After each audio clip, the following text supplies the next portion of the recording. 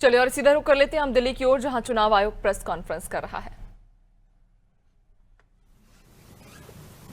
National level political parties को, state level political parties को आह्वान करता है कि आने वाले 15 दिनों में जो भी प्रारूप मतदाता सूची उनको दी गई है उसमें अगर कोई भी त्रुटि हो तो उसको प्रिस्क्राइब्ड फॉर्म के तहत जमा करें। चुनाव आयोग के दरवाजे हमेशा सबके लिए समान रूप से खुले हुए हैं। जमीनी स्तर पर सभी मतदाता, सभी राजनीतिक दल और सभी बूथ लेवल ऑफिसर्स मिलकर एक पारदर्शी तरीके से कार्य कर रहे हैं, सत्यापित भी कर रहे हैं, हस्ताक्षर भी कर रहे हैं और वीडियो टेस्टिमोनियल्स भी दे रहे हैं। यह एक गंभीर चिंता का विषय है कि राजनीतिक दलों के जिला अध्यक्षों और उनके द्वारा नामित बीएलएस के ये सत्यापित दस्तावेज, टेस्टिमोनियल्स, उनकी आवाज, उनके स्वयं के राज्य स्तर के या राष्ट्रीय स्तर के नेताओं तक या तो पहुंच नहीं पा रही है और या फिर जमीनी सच को नजरअंदाज करते हुए भ्रम फैलाने की कोशिश की जा रही है। सत्य तो यह है कि कदम से कदम मिलाकर सभी स्टेक होल्डर्स बिहार के एसआईआर को पूर्ण रूप से सफल बनाने के लिए कटिबद्ध हैं, प्रयत्न कर रहे हैं और कठिन परिश्रम कर रहे हैं। जब बिहार के 7 करोड़ से भी अधिक मतदाता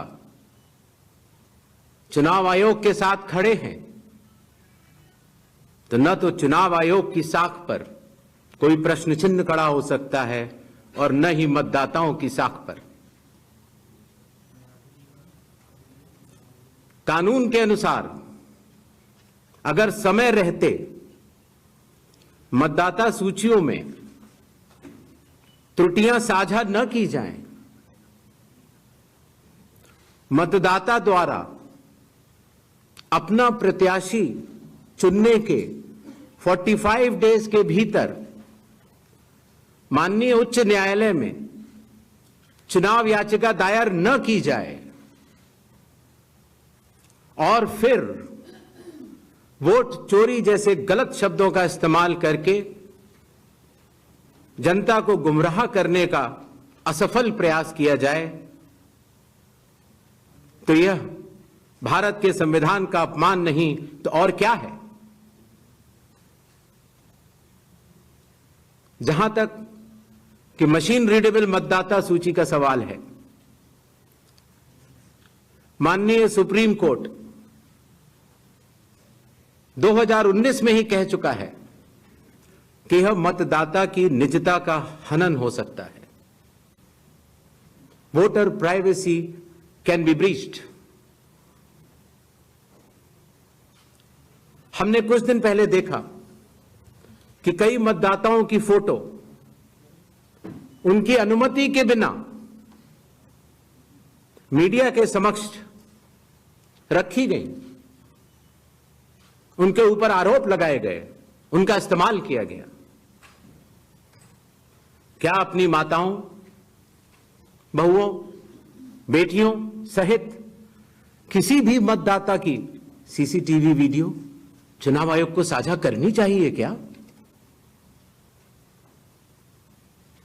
मतदाता सूची में जिसका नाम होता है वही अपने प्रत्याशी को चयनित करने के लिए वोट डालता है। लोकसभा के चुनाव की प्रक्रिया में 1 करोड़ से भी अधिक कर्मचारी, 10 लाख से भी अधिक बूथ लेवल एजेंट्स, 20 लाख से भी अधिक प्रत्याशियों के पोलिंग एजेंट्स चुनाव के लिए कार्य करते हैं।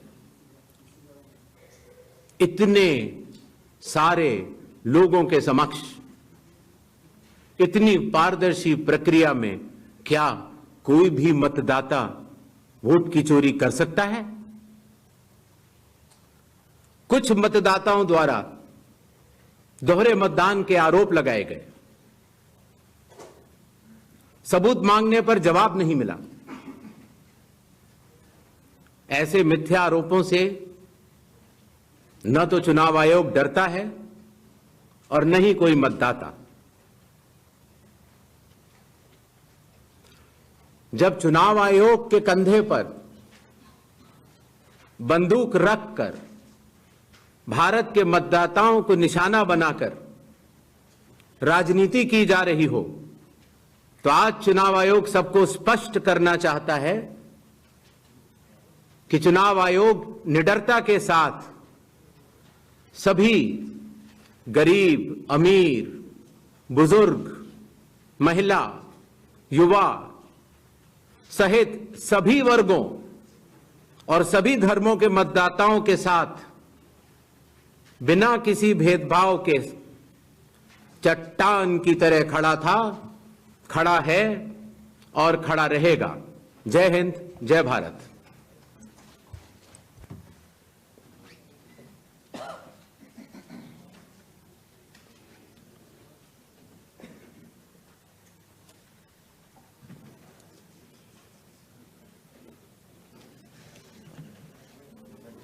Mic, please.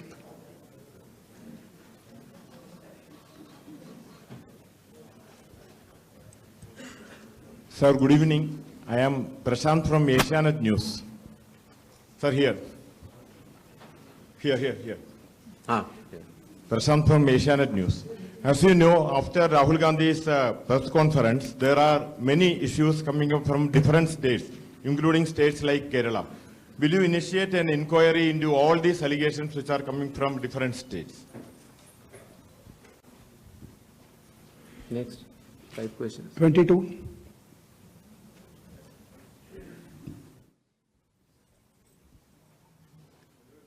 Sir. Please.